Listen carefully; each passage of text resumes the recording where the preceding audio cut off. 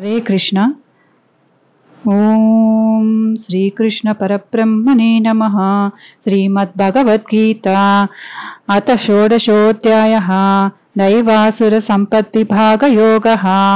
श्रीभगवानुवाच अभयं सत्त्वसंशुद्धिः ज्ञानयोगव्यवस्थितिः दानं दमश्च यज्ञश्च स्वाध्यायस्तपः आर्जवम् अहिंसा सत्यमक्रोधः त्यागः शान्तिरपैशुनम् दया भूतेष्वलोलुप्तं माधवं ह्रीरचापलं तेजक्षमा धृतिः शौचम् अद्रोहो नातिमानिता भवन्ति सम्पदं दैवीम् अभिजातस्य भारत दम्भो दर्पोऽभिमानश्च क्रोधः पौरुष्यमेव च अज्ञानं चाभिजातस्य पार्थसम्पदमासुरीं दैवी सम्पद्विमोक्षाय निबन्धायासुरिमता मासु च सम्पदं दैवीम् अभिजातोऽसि पाण्डव द्वौ भूतस्सर्गौ लोकेऽस्मिन् दैव आसुर एव च दैवो विस्तरशः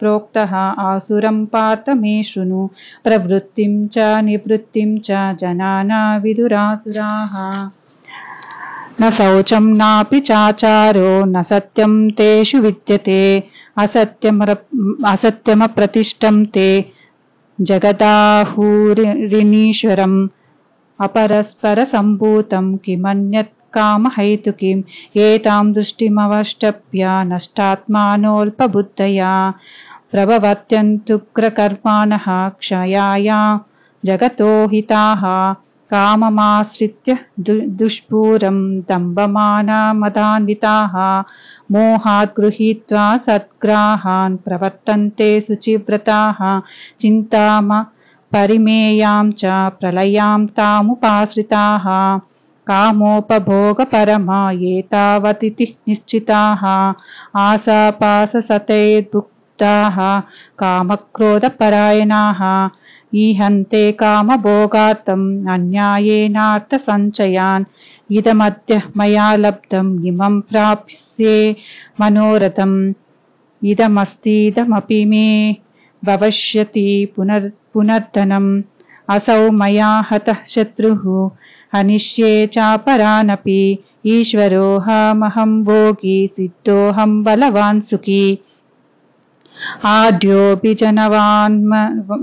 जनवानस्मि कोऽन्योऽस्ति सदृशो मया यक्ष्ये दास्यामि मोदिष्य इत्यज्ञानविमोहिताः अनेकचित्तविभ्रान्ताः मोहजालसमावृताः प्रसक्ता कामभोगेषु पतन्ति नरकेषु च आत्मसम्भाविता स्तब्धा